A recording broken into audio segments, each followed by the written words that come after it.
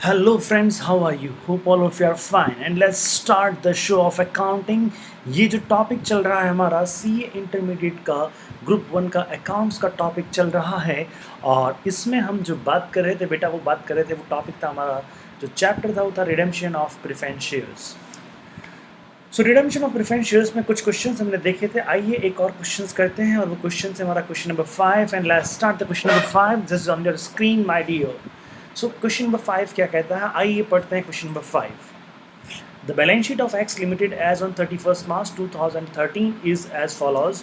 Balance sheet के अंदर क्या क्या है बेटा, इसमें यहाँ पे अगर मैं बात करूँ equity and liability, equity and liability के अंदर क्या आ रहा है आपका शेयर होल्डर फंड। इसमें शेयर कैपिटल कितना है 2,90,000। अब इस 2,90,000 में कितने इक्विटी हैं कितने प्रेफरेंस हैं हमको नहीं पता, हमको नहीं पता, ये अभी नीचे अपने को पता चलेगा। उसके बाद में अगर मैं बात करता हूँ रिजर्व एंड सरप्लस, आपके पास में 48,000 की रिजर्व एंड सरप्लस, इसमें क्या क्या है ये भी हमें नहीं पता। ये बैलेंस शीट है, इसके नोट्स नीचे आपको दिए हुए होंगे या एडिशनल इन्फॉर्मेशन आपको दी हुई होगी। करंट लाइबिलिटीज में ट्रेड पेबल्स है आपके पास में 56,500 और टोटल आपके पास में हो गया 4,94,500। फिक्स एसेट्स के अंदर आपके पास में टेंजिबल एसेट्स है बच्चा 3,45,000, नॉन करंट इन्वेस्टमेंट आपके पास में 18,500 एंड कैश आपके पास में बेटा 31,000। It also come 3,94,500। Wow, assets and liabilities दोनों ही बराबर है, बराबर ही होगा बेटा, बैलेंस शीट में ऐसे ही होता है। हाँ जी। So now the next is what, other additional information क्या दिया हुआ आपको, the share capital of the company. The share capital of the company यानी जो शेयर कैपिटल में 2,90,000 रुपया देखा था ना ऊपर, अब उसके बारे में इन्फॉर्मेशन दे रहा है कि share capital of the company consist of ₹50 each equity shares of ₹2,25,000 and ₹100 each preference shares of ₹65,000। What does it mean? It means कि आपके पास में 2,25,000 रुपये के इक्विटी शेयर्स हैं, 65,000 के आपके पास में प्रेफरेंस शेयर्स हैं। अगर मैं क्वांटिटी की बात करता हूं तो 2,25,000 divided by 50 it comes just minute 2,25,000 divided by 50 it comes 4,500. So we have 4,500 equity shares and up suppose 65,000 divided by 100 it means we have 650 preference shares. Okay, और ये इश्यू कब हुआ था 1 अप्रैल 2001 को या 2011 को। Reserve and surplus comprises P and L account only. तो ये नोट से यानी ये एक्सप्लेनेशन से आपको ये पता चल गया कि इसके अंदर क्या क्या है। अगर मैं बात कहता हूँ तो इसके अंदर शेयर कैपिटल के अंदर अगर मैं बात कहूँ बच्चा तो इक्विटी शेयर कैपिटल कितना है रे, इक्विटी शेयर कैपिटल है 2,25,000। इक्विटी शेयर कैपिटल कितना है 2,25,000 एंड प्रेफरेंस शेयर कैपिटल कितना है बाबू, प्रेफरेंस शेयर कैपिटल कितना है बोल मुन्ना मेरे, preference share capital is this is 65,000। Hope you understood. अच्छा साहब एक चीज़ बताइए, रिडेम्पशन हम किसका करेंगे, इक्विटी शेयर्स का या प्रेफरेंस शेयर्स का? बोलो। रिडेम्पशन करेंगे हम प्रेफरेंस शेयर कैपिटल का। Okay fine. So next move is point number 2। In order to facilitate the redemption of preference shares at a premium of 10%, at a premium of 10%, at a premium of 10%, what does it mean? It means क्या है 65,000 का face value है, 65,000 का क्या है बच्चा face value है और आपको प्रीमियम पे पेमेंट करना है। तो यानी कितना प्रीमियम पे करना है आपको, 10% प्रीमियम पे करना है। तो 65,000 का 10% कितना होता है बाबू, वो होता है 6,500। यानी अगर मैं आपको बात कहूँ तो 65,000 का अगर मैं बात कहूँ तो टोटल आपको पेमेंट कितना करना है 65,000 प्लस 6,500 यानी 71,500 टोटल आपको पेमेंट करना है। कुछ पेमेंट आपको प्रीमियम के लिए करना है और कुछ पेमेंट आपको कैपिटल के लिए करना है। आइए गाइस क्या किया जाता है इसके लिए, क्या कर रहे हैं, to sell all the investment for ₹15,000। यानी इन्होंने इन्वेस्टमेंट को सेल किया है। बताओ इन्वेस्टमेंट को सेल किया है, इसका मतलब कौन से प्रॉफिट को यूज़ कर रहे हैं यहाँ तक बेटा। अगर इन्वेस्टमेंट को सेल किया हुआ है तो ये इन्वेस्टमेंट में किसका पैसा लगा हुआ होगा, यह कैसे पता चलेगा, यह लायबिलिटीज साइड को चेक करेंगे तो पता चलेगा। और कुछ भी इन्फॉर्मेशन नहीं दी हुई होती है तो हम क्या मानेंगे, यह रिजर्व और सरप्लस का पैसा यहाँ पे लगा हुआ है, रिजर्व और सरप्लस का पैसा यहाँ पे लगा हुआ है। होप यू अंडरस्टूड, ठीक है ना। खैर ये पॉइंट समझने लायक नहीं है, आप तो इस पॉइंट को रिमूव करें। आप सिर्फ ये देखें कि इन्वेस्टमेंट को सेल किया 15,000 में, इन्वेस्टमेंट को कितने में सेल किया 15,000 में। आइए जरा चेक करें इन्वेस्टमेंट हमारे पास में कितना था, नॉन करंट इन्वेस्टमेंट हमारे पास में था 18,500। What's the book value of the investment, my dear friends? That is 18,500, and 18,500 we have sold in 15,000. It means it is a profit or loss? Tell me. Yes, it's a loss. Because 18,500 की चीज़ को आपने 15,000 में बेचा है, तो आपने loss खा के बेचा है। और कितने का लॉस लिया आपने? 3,500 का लॉस लिया है। Okay, to finance part of redemption from the company fund, यानी कंपनी का कितना फंड यूज करना है, subject to living a bank balance of ₹12,000। Good point, this is the good point which will discuss again. हाँ जी, क्या बोला गया कि हमें कंपनी का कितना फंड यूज़ करना है। कंपनी का फंड कितना पड़ा है आपके पास में? कंपनी का फंड पड़ा है 48,000। Out of this 48,000 how much we will use, इसको हम डिसाइड करेंगे। कैसे डिसाइड करेंगे? हमें यह डिसाइड करना है कि आपके पास में जितना भी कैश है, आपके पास में जितना भी कैश बैंक है, आप उसको यूज़ कर सकते हैं। आपके पास में जितना भी कैश बैंक है, आप उसको यूज़ कर सकते हैं, प्रोवाइडेड आपको उसमें कितना बैलेंस छोड़ना है बेटा? 12,000 का बैलेंस उसमें होना चाहिए। क्या मतलब हुआ सर? थोड़ा समझाओ ना, समझ नहीं आया। अरे समझा रहा हूँ बेटा, समझा रहा हूँ, यही काम है मेरा। हाँ जी, तो इसके अंदर क्या हो गया, सपोज कीजिएगा बैंक बैलेंस आपके पास में है, बैंक बैलेंस है आपके पास में 20,000। मान लो बैंक बैलेंस कितना आपके पास में? 20,000। अभी देखते हैं, बैंक बैलेंस 20,000 है। आपने इन्वेस्टमेंट को भी सेल किया, तो इन्वेस्टमेंट को भी सेल किया तो कितना पैसा आ गया आपके पास में? 15,000। कितना पैसा आ गया? 15,000। तो 20,000 और 15,000, 20,000 और 15,000, टोटल कितना होता है? 35,000। How much total? Total is 35,000। Guys 35,000 आपके पास में टोटल है। अब वो क्या कहता है, बैंक में कितना बैलेंस रहना चाहिए? बैंक में 12,000 का बैलेंस रहना चाहिए। 12,000 का बैलेंस बैंक में होना चाहिए। तो इसमें से अगर मैं 12,000 को लेस कर देता हूँ, out of 35,000 suppose I subtract 12,000, तो how much amount I got? I got 23,000। This 23,000 rupees I can use from my own fund. Hope you understood. Yes my dear, तो इस पॉइंट का मतलब क्या होता है बेटा कि फाइनेंस पार्ट ऑफ रिडेम्पशन, यानी कम अपने को बैंक में देखना है कितना पैसा है हमारे पास में, और हमने इन्वेस्टमेंट सेल करने से हमारे पास में कितना पैसा आया, उसमें से हम कितना निकाल देंगे? 12,000 रुपया निकाल देंगे, क्योंकि 12,000 का बैलेंस तो चाहिए। बाकी का पैसा हम यूज़ कर सकते हैं अपने एग्जिस्टिंग रिजर्व से, बाकी का पैसा यूज़ कर सकते हैं एग्जिस्टिंग रिजर्व से। ओके, उसके बाद में क्या कहता है, to finance part of redemption ये हो गया। To issue minimum equity shares of ₹60 each to raise the balance of fund requirement. सबसे पहले आप इसमें ये चेक करेंगे, सबसे पहले आप ये चेक करेंगे कि इसमें हमको बैलेंस फंड कितना रिक्वायर्ड रहता है। तो दोस्त, अगर मैं बात कहता हूँ आपके पास में 65,000 के, आपके पास में 65,000 के प्रेफरेंस शेयर्स हैं, उनको 10% प्रीमियम पे पेमेंट करना है। तो 65,000 प्लस उसका 10% 6,500, दोनों मिला के कितना होता है? 71,500। दोनों मिला के कितना होता है बेटा? 71,500। तो ये 71,000 रुपीज हमको चाहिए। We required the 71,500 rupees, and out of this 71,500 rupees how much we have? तो देखो 15,000 तो आपके कहाँ से आ गए? 15,000 अगर इस तरह से देखते हैं तो 15,000 तो आपका इन्वेस्टमेंट सोल्व करने से आ गए। ओके, बैंक में कितना बैलेंस है आपके पास में? देखो बैंक में बैलेंस है 31,000। बैंक में बैलेंस कितना है? 31,000। तो 31,000 में से कितना रखना है अपने को? 12,000 अपने पास में रखना है। तो उसमें से कितना आ जाएगा? 19,000 आ जाएगा। उसमें से कितना आ जाएगा? 19,000 आ जाएगा। तो पीछे जो बैलेंस बचेगा वो बैलेंस हमको क्या करना पड़ेगा? नंबर ऑफ शेयर्स, नए शेयर्स इश्यू करने पड़ेंगे। समझ में आ रहा है ये चीज़? चलिए इसका वर्किंग नोट बनाएंगे, अभी बात करेंगे। Okay, you are required to journal entries अपने को पास करना है। चलेगा, तो सबसे पहले हम क्या चेक करते हैं? प्रेफरेंस शेयर्स का रिडेम्पशन होता है, तो सबसे पहले क्या चेक किया जाता है बेटा? सबसे पहले चेक किया जाता है, देखें पार्टली पेड अप है या फुल्ली पेड अप है, ऑलरेडी फुल्ली पेड अप है। सेकंड क्या चेक करते हैं? अपने को ये दिखाना है, अपने को ये चेक करना है कि कितना एग्जिस्टिंग रिजर्व यूज करेंगे और कितने नए शेयर्स इश्यू करेंगे। कितना एग्जिस्टिंग रिजर्व यूज करेंगे, कितने नए शेयर्स इश्यू करेंगे। तो जितने, समझ में आ रही है ये बात? ओके, चलिएगा, इसके लिए हम बनाते हैं एक छोटा सा वर्किंग नोट बनाते हैं। ये देखिए यहाँ पे total amount payable on redemption कितना है? 71,500। कैसे आया ये आया 65,000। ये आया आपका 65,000 प्लस 10%, 65,000 प्लस 10%, ये टोटल अमाउंट आपको चाहिए। उसमें से इन्वेस्टमेंट कितना सेल आउट कर दिया हमने? 15,000 का इन्वेस्टमेंट, 15,000 में इन्वेस्टमेंट को सेल कर दिया।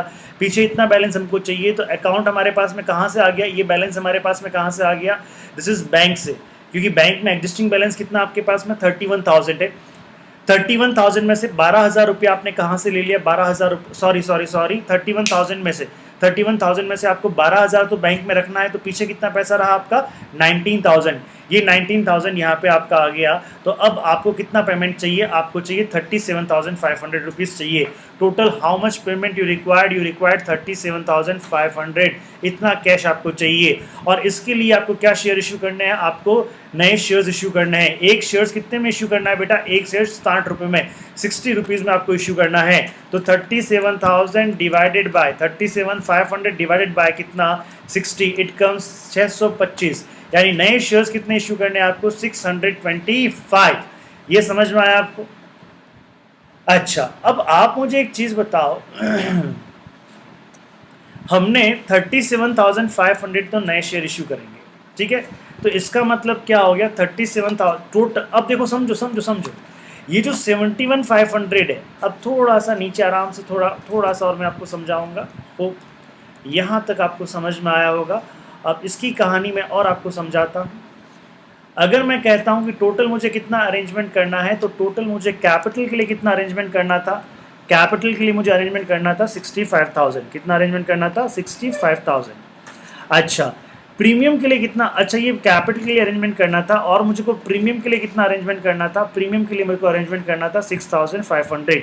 6,500 ये 6,500 ये तो मैं कहाँ से यूज़ कर लूँगा, out of P and L. कहाँ से ले लूँगा, out of P and L. समझ में आ रहा है चीज़?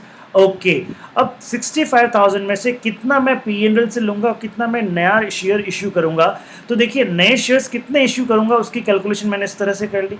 तो अब मेरे पास में आ गया कि मुझे कैपिटल के लिए इतना बंदोबस्त चाहिए था। इसमें से न्यू शेयर्स मैंने कितने इशू कर लिए, न्यू शेयर्स मैंने इशू कर लिए हैं बेटा। न्यू शेयर्स मैंने कितने इशू कर लिए, न्यू शेयर्स मैंने इशू कर लिए 37,500 के। तो 37,500 के तो नए शेयर इशू हो गए।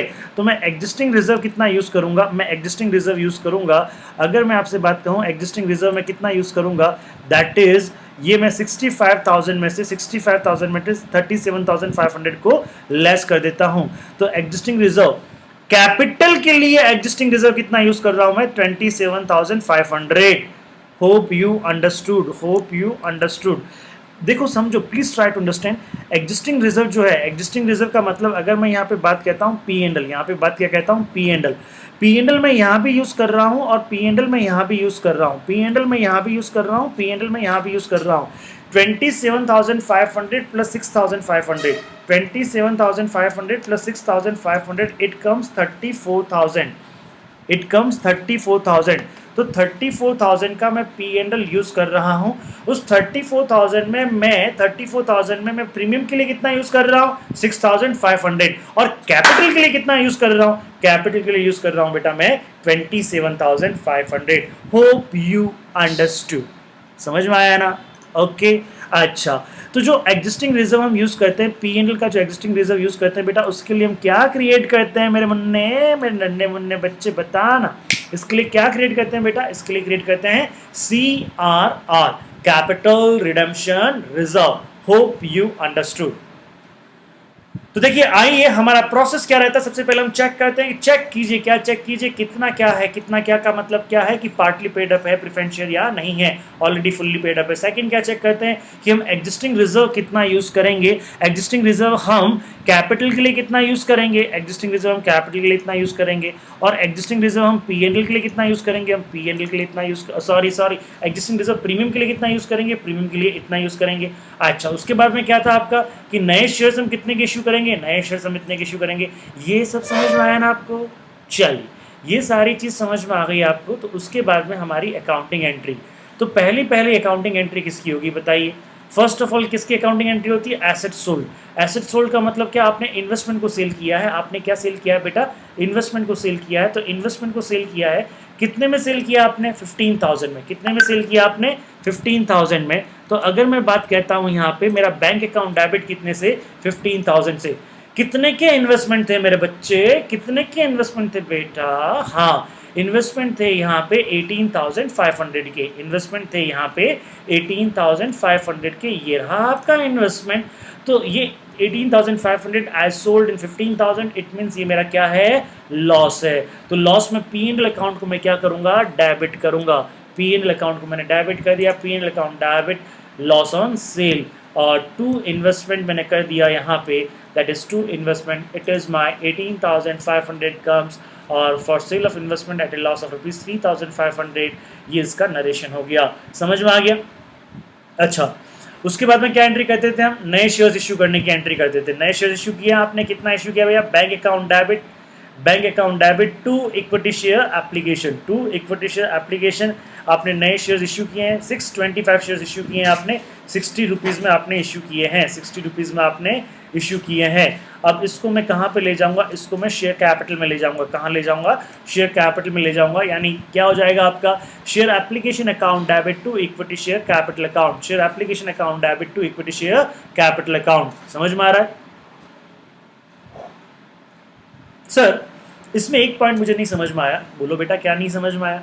जो हमारे पास में एग्जिस्टिंग शेयर्स है, हाँ, जो एग्जिस्टिंग शेयर्स हैं वो तो 50 रुपए के हैं इक्विटी शेयर्स। कोई बात नहीं बेटा, दो तरह के शेयर्स हो जाएंगे, पहले वाले 50 रुपए के और ये वाले 60 रुपए के। समझ में आ गई? दो क्लास ऑफ शेयर्स हो जाएगी। क्लियर है ये पॉइंट? चलिए साहब, उसके बाद में हमने क्या एंट्री करी थी? उसके बाद में देखेगा अब जो नेक्स्ट एंट्री है। हाँ जी बच्चा, तो व्हाट्स नेक्स्ट एंट्री, क्या होती है हमारी नेक्स्ट एंट्री? हम बनाते हैं क्या, देखते हैं। नए शेयर्स इशू कर लिए हमने, तो नए शेयर्स इशू कर लिए हैं हमने, और उसके में हमारे पास में नए शेयर्स इशू करने का हमने यहाँ पे नरेशन भी लिख दिया है। अब हम क्या करेंगे बच्चा? Now we will do creation of CRR. किसका क्रिएशन करेंगे हम? सीआरआर का। जितना पैसा कैपिटल के लिए हम अपने एग्जिस्टिंग फ्री रिजर्व से ले रहे हैं, जितना पैसा कैपिटल के लिए हम एग्जिस्टिंग फ्री रिजर्व से ले रहे हैं, उतना पैसे का हमें क्या करना पड़ेगा? CRR क्रिएट करना पड़ेगा। और आप मुझे चीज़ बताइए, ये देखिए, हम यहाँ पे कितना पैसा कैपिटल के लिए P&L से ले रहे हैं? That is called the 27,500, that is called the 27,500। अब इस 27,500 को हमें क्या करना पड़ेगा? इसका CRR क्रिएट करना पड़ेगा। और ये हमने इसका CRR क्रिएट किया, तो इसके लिए एंट्री क्या होगी बच्चे? इसके लिए एंट्री होगी, बहुत सिंपल एंट्री है। इसके लिए एंट्री देखिए क्या होगी? P&L account debit to CRR, P&L account debit to capital redemption reserve. आपको ये CRR नहीं लिखना, पूरा लिखना है। और ये इसका नरेशन। समझ में आ गया? चलिए, उसके बाद में हम क्या करेंगे? उसके बाद में हमें अमाउंट ड्यू करना पड़ेगा, या हमें अरेंजमेंट करना पड़ेगा प्रीमियम का अरेंजमेंट करना पडेगा। तो प्रीमियम का अरेंजमेंट करने के लिए कहाँ से प्रीमियम का अरेंजमेंट करेंगे? हम P&L अकाउंट से अरेंजमेंट करेंगे। तो क्या एंट्री हो जाएगी आपकी? P&L account debit to premium on redemption of preference shares. तो ये आपकी एंट्री यहाँ पे हो गई, premium account P&L account debit to premium on redemption of preference shares. और ये एंट्री करने के बाद में आपका ये दिखेगा। और उसके बाद इसका पेमेंट ड्यू करेंगे। पेमेंट ड्यू किसको करेंगे बेटा? प्रेफरेंस शेयर होल्डर्स को पेमेंट ड्यू करेंगे। तो उसके लिए एंट्री क्या होगी आपकी? उसके लिए एंट्री होगी, अगर मैं बात कहूँ तो preference shares capital account debit कितने से? 65,000 से। Premium on redemption of preference shares कितने से? 6,500 से। एंड प्रेफरेंस शेयर होल्डर को हम क्रेडिट करेंगे कितने रुपए से? 71,500 से। It means what? It means हमें टोटल पेमेंट करना है 71,500 का। 65,000 कैपिटल रिड्यूस हो गया हमारा। और ये जो लायबिलिटी हमने क्रिएट की थी, उसको वापस हमने रिड्यूस कर दिया। It is 65,000 plus 6,500, it total comes. अब हमें कितना पे करना है? 71,500। और एंड में हम इसके पेमेंट की एंट्री कर देंगे। और वाह भैया वाह, चलो हो गई एंट्री। क्वेश्चन यहीं पे खत्म नहीं होता मेरे दोस्त। क्वेश्चन कहता है आपको इन सबस का आपको बैलेंस शीट भी बनानी है। इन अकाउंटिंग एंट्रीज का इंपैक्ट देके आपको बैलेंस शीट भी बनानी है। आइए जरा चेक करें बैलेंस शीट बनानी है या नोट्स टू अकाउंट्स बनाने हैं? आपको बैलेंस शीट भी बनानी है। क्या बनानी है? बैलेंस शीट भी बनानी है। आइए बैलेंस शीट से पहले हम नोट्स टू अकाउंट्स बात करें, क्योंकि नोट्स टू अकाउंट्स तो बनाने ही पड़ेंगे हमको। हाँ जी, नोट्स टू अकाउंट्स देखते हैं। पहले बैलेंस शीट से पहले हम देखेंगे नोट्स टू अकाउंट्स में देखें,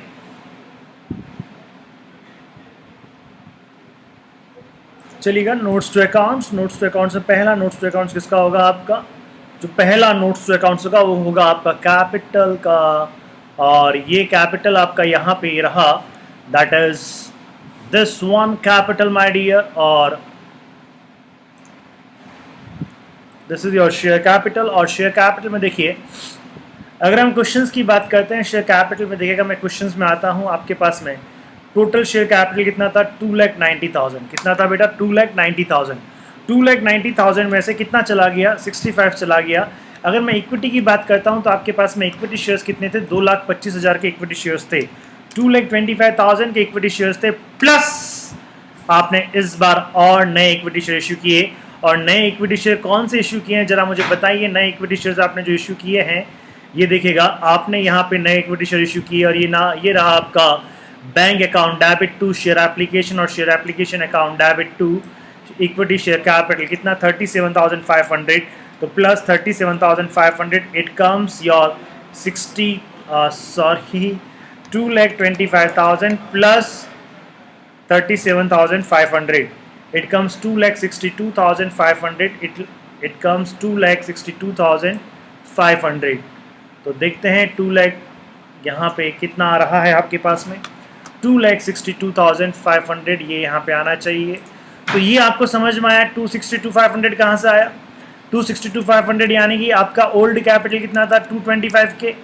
ओल्ड कैपिटल कितना था, 225 के, प्लस नया कैपिटल कितना था आपका, plus your new capital is how much, your new capital, new capital I think 37,500, 37,500, your new capital is 37,500। so this is your 37,500। Clear.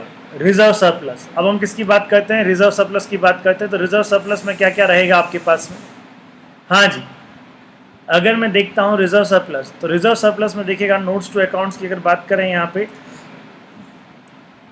तो ये नोट्स टू अकाउंट्स में ये बोला है इक्विटी शेयर कैपिटल। उसके बाद में रिजर्व सरप्लस की बात की जाए तो रिजर्व सरप्लस में क्या क्या है, रिजर्व सरप्लस में एक CRR बना है साहब, को कैपिटल रिडेम्पशन रिजर्व बना है, कितने का, 27,500 का।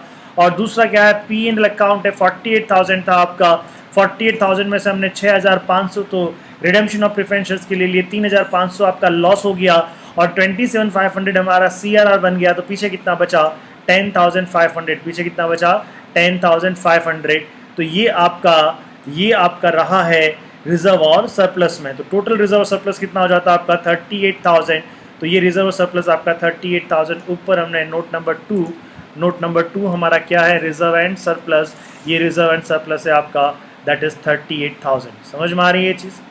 चलिए उसके बाद में करंट लायबिलिटीज़ की बात करते हैं। बैलेंस शीट के अंदर करंट लायबिलिटीज़ की बात करते हैं। ये आपका बैलेंस शीट है और उसके अंदर करंट लायबिलिटीज़ की बात करें हम, तो बैलेंस शीट में करंट लायबिलिटीज़ तो वही है आपका ट्रेड पेबल है, जो पहले था वही ट्रेड पेबल अभी भी है।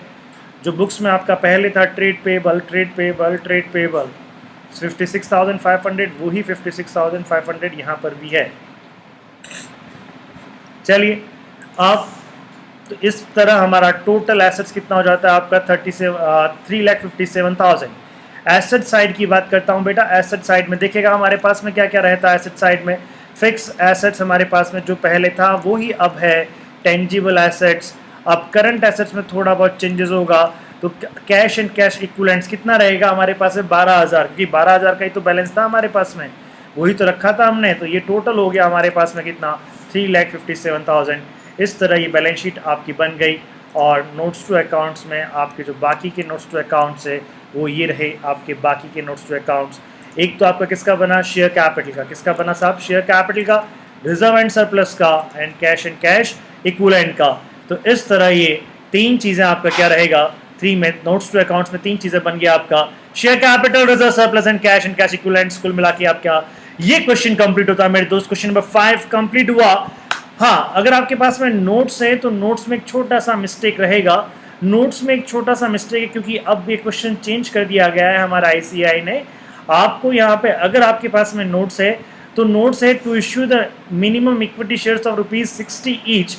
उसमें 5+10 दिया हुआ है, उसमें 5+10 दिया हुआ है। तो उसको 5+10 को कट करके 60 कर दें बेटा, ओनली 60 कर दें। ये 60 पूरा का पूरा कहाँ जाएगा, फेस वैल्यू में जाएगा।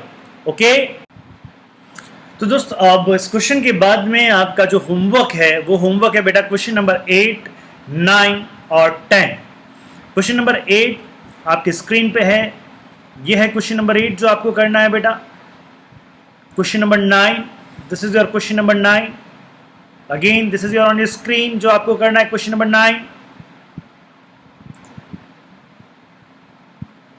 हाँ जी, एंड द लास्ट एक और क्वेश्चन आपको करना है, question number 10। Question number 10, question number 10, question number 9, question number 8, question number 8, question number 9, question number 10। ये 3 क्वेश्चन आपको करने हैं बेटा। तीनों क्वेश्चंस आपकी स्क्रीन पे है, आप आराम से कर सकते हैं। यस, नोट्स भी आपको दिए हुए होंगे और स्क्रीन पे भी आपके क्वेश्चंस है। आराम से क्वेश्चंस करें और मुझे वापस भेजें। Thank you.